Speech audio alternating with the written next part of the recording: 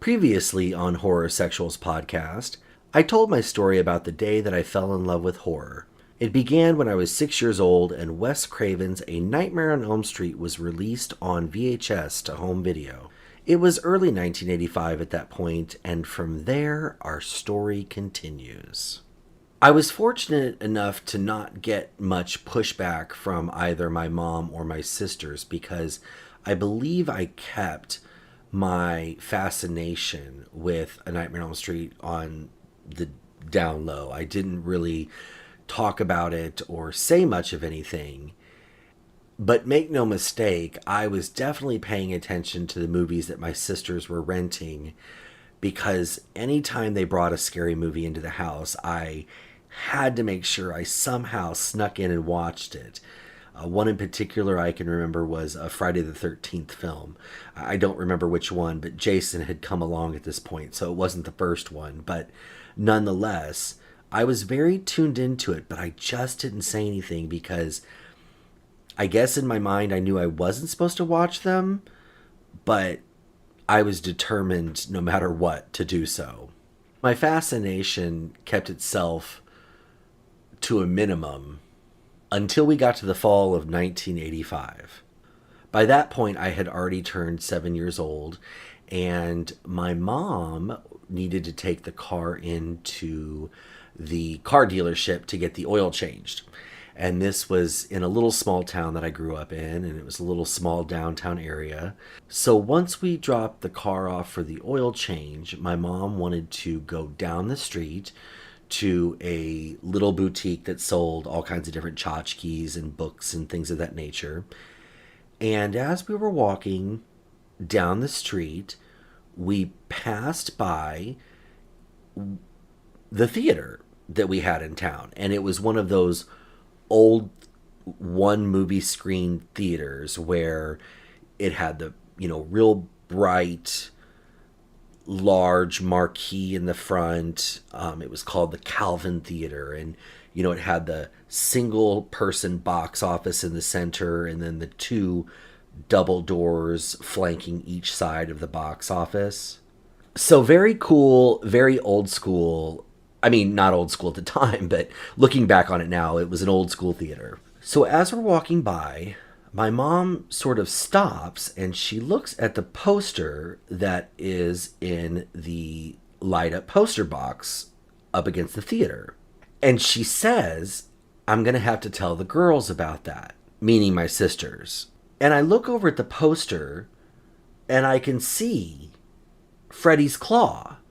And so I realized this is another Freddy movie. Of course, I wasn't calling it A Nightmare on Elm Street. I was calling it a Freddy movie, right? Because I'm 7 years old, and that's how I identified the film.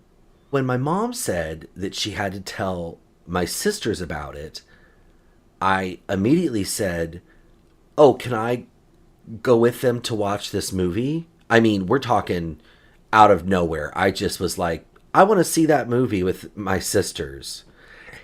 And my mom said, "No, little kids can't see that movie." So right there, I'm thinking, wait, hold. I've been watching Freddy Krueger for over a year now.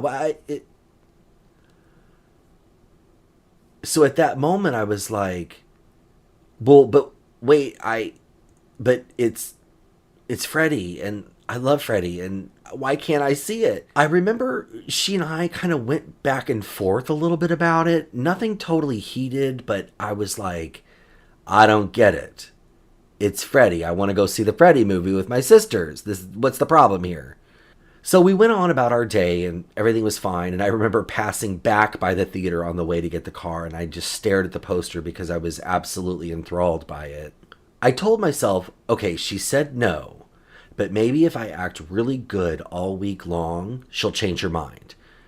And maybe if I try hard enough, I could even just convince her to let me go, right? So in my mind, I'm thinking, okay, she said no, but I'm not giving up yet. And the whole entire week, I really did play by the rules. I can remember just behave and not and doing everything I was supposed to. And I would occasionally say something like, "Did you tell Wendy and Carla about the Freddy movie?" Are Wendy and Carla going to go to the Freddy movie? I'm sure it occurred to her that I was a bit keyed up about this movie. And again, I played it cool all week long, trying to do everything I was supposed to do so that maybe she'd take pity on me and let me see this film. Well, Saturday rolled around and my sisters were gonna go see A Nightmare on Elm Street Part 2, and I wasn't allowed to go. As a matter of fact, the night that they went, they had a lot of time before the movie started. And so one of my sisters said, let's watch the first one so that the second one will make sense. Bless their hearts, they actually thought that New Line Cinema was going to stick to continuity. Which, listen, I'm not saying the Nightmare on Elm Street series does not have any continuity. It does, but does it though? I mean, it's a little rough in spots because in Nightmare on Elm Street 2, Freddy could come out of kids' dreams and invade the real world, which in an interview that Wes had given post A Nightmare on Elm Street, he thought that was a bit absurd and was not thrilled exactly that they had taken sort of the essence of Freddy and deconstructed it in a way that he was now able just to come into the real world, which for those of you who have seen part 2, it's when he's at the pool and he jumps out of the deck and everybody freaks out and starts running. But anyways, so they decided they wanted to watch the first Nightmare on Elm Street. And I got to sit there and watch it with them. We all sat on the couch and watched it. My mother sat over at her sewing machine and she was working over there and, I don't know, doing sewing shit or whatever. And I'm just like, I don't understand. I'm sitting here watching this film and they're going to go see the second one and I can't go. Now, upon reflection, it probably had more to do with the fact that my sisters didn't want to drag their 7-year-old brother to a movie. So whatever the reason was, I still call bullshit. But that's how it went. I actually had to ride with them while they went to drop my sisters off at the theater.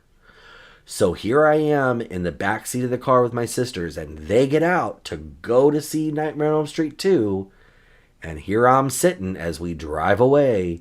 And I mean, I am pissed as hell. At that point, I was like, that's it. I'm tired of being good. I'm mad as hell and I'm not going to take it anymore. And I think I was pretty much a twit the rest of the night. And if you ask me, my mother deserved it. So then the next twist came when it was time to pick them up from the movie, because I had to ride with my mother to go pick them up. So we pull up to the theater and out my sisters come and they get in the car. And I mean, I am like on pins and needles to find out what they have to say.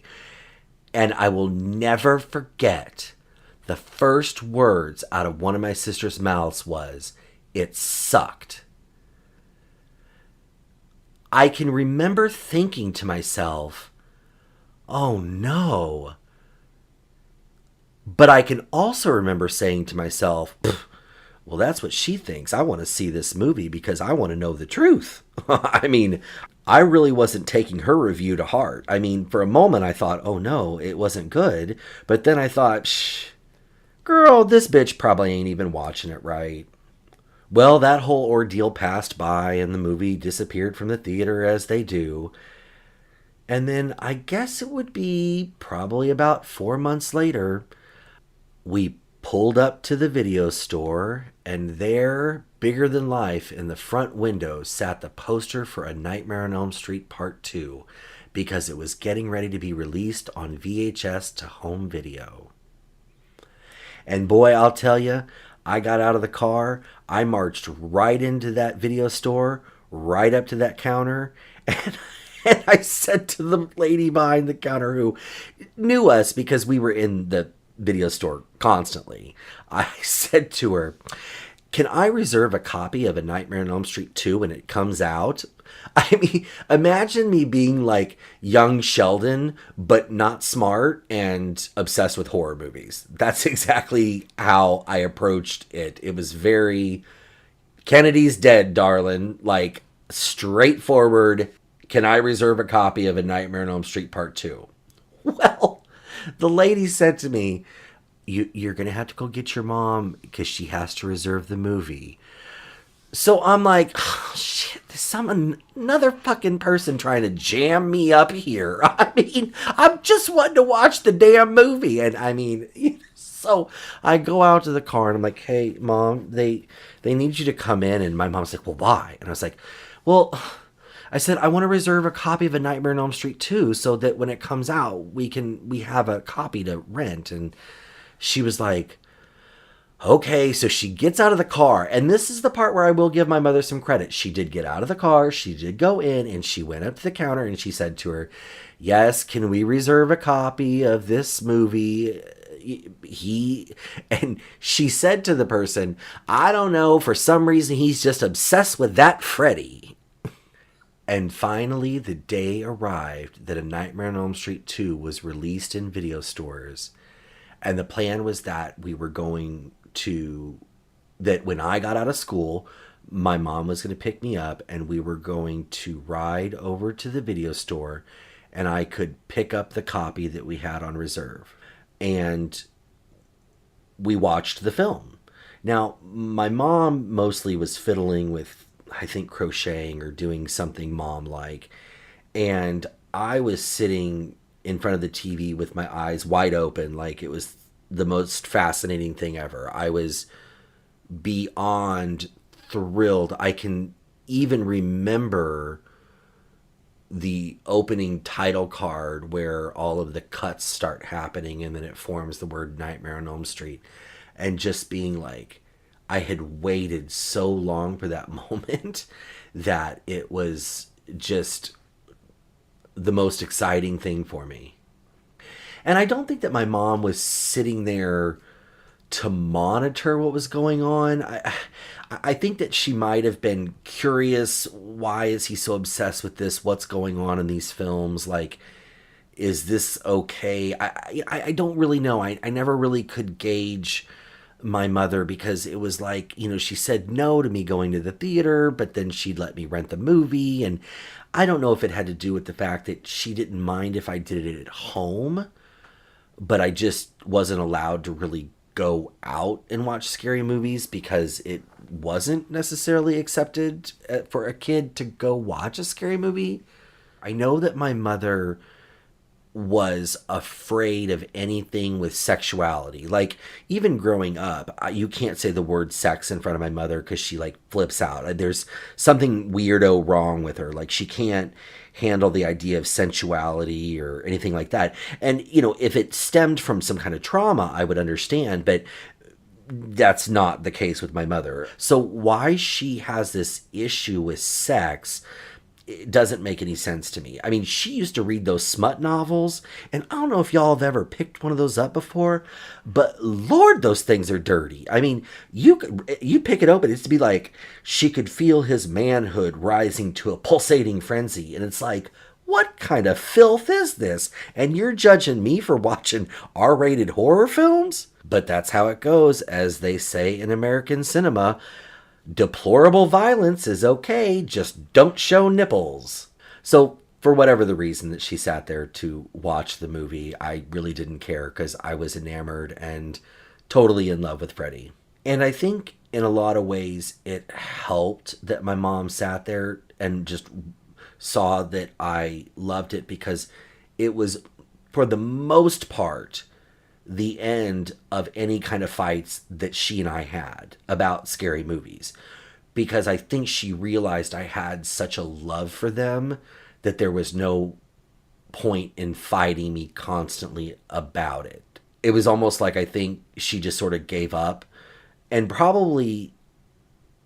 it probably helped that I was the baby of the family because, parents will always say, oh, with the first one, you're scared to let him out of your sight, but by the time the third one comes along, you let him juggle knives. And that's kind of the way that it continued to move forward. She just allowed me to embrace horror films. And by the time A Nightmare on Elm Street 3, The Dream Warriors rolled around, my mother had given up the fight. She was like, all right. She actually arranged for my sisters and one of their friends to take me to the movies to see it. And it was every bit as glorious as I thought it would be. Of course, A Nightmare on Elm Street 3 was just a great installment to the franchise in and of itself. In some circles, people argue it's better than the first one. I'm not going to weigh in on that because I like them both equally, so it's whatever for me. However, it was a good installment.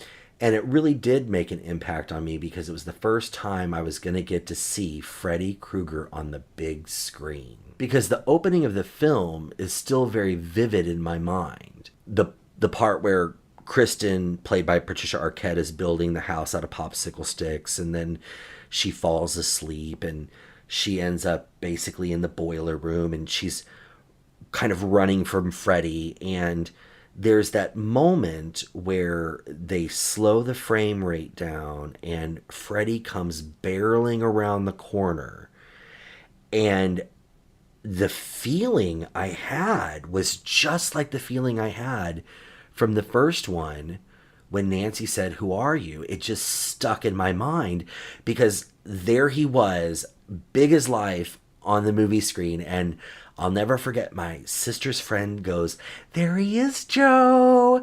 Like, they were excited for me. I was excited. It was just this great, great moment that I'm so thankful for. And just thankful that my mother kind of threw in the towel and was like, "All right, if you're going to watch this stuff, fine." It was subsequent to that we actually had to have a conversation where she said, "Okay, you can watch these scary movies, but if you go to school and you start repeating the lines or you start telling people about what you've seen, they're not going to let you watch scary movies anymore." And I'm young at this age, so I'm stupid. I don't know the truth. I think, "Oh, mom will get in trouble and we won't be able to watch these scary movies." So I'm going to tell you, as I'm sitting here and y'all are sitting there, I never once said a word about any of it to anybody at school. I never got in trouble for it. I never went in and said, "Your mother sucks cocks in hell." I never said, "Welcome to prime time, bitch." I never did any of that stuff. It was almost as if it didn't exist. And from time to time, I'd have a friend from school come over and I'd be like, "Hey, let's watch this movie called Return of the Living Dead." And we'd watch it. And then, of course, my friend would get scared. And then when they got home, they'd tell their parents. And then their parents would call mine. And I'd get in trouble for it. That happened occasionally. Not often, but every once in a while, I'd kind of get raked over the coals for having shown my friends those movies. But I'm like, come on, nut up, dude. Let's have a good time and watch a scary movie. What's your problem? After getting to watch A Nightmare on Elm Street 3 in the movie theaters and kind of having my mom lean into allowing me to rent scary movies and watch horror films, it really made a huge difference because that was my full-on escape. It was my full-on escape from my depression, from my anxiety, all things that people didn't really understand kids dealt with. At that time, no one really thought kids had depression or anxiety. Why would a kid be depressed or have anxiety? It was the 80s, go outside and play. But I did, and was picked on in school quite often for being gay. And although, you're not out in elementary school or middle school, everybody just assumes because you act effeminate that you're gay, which, I mean, they were right, but that doesn't mean they should have been shitheads to me. So it was a way to get away from all the bullying and all of the harassment that I had to deal with at school. So horror just played a very huge part in my life and always has. It sort of weaved itself through me like an invisible cord that sort of pulls me upright, because anytime I have a bad day or I get bad news or things are miserable, there's just nothing more comforting or more just at ease to put on a scary movie and just kind of get lost in the fantasy of it. So whether it's scary or it's gory or it's silly or it's low budget or it's 80s or it's 70s or it's brand new, there's still just something about them that takes me to a place of nirvana in a way. And it's because of my love for horror films and the impact that they have made on my life that I can very confidently say I identify as horror sexual. I want to thank you all for listening to my story. I look forward to sharing many more stories, talking more horror, and discussing all sorts of things from movies that are coming up to movies that are decades old. But until then, sweet dreams.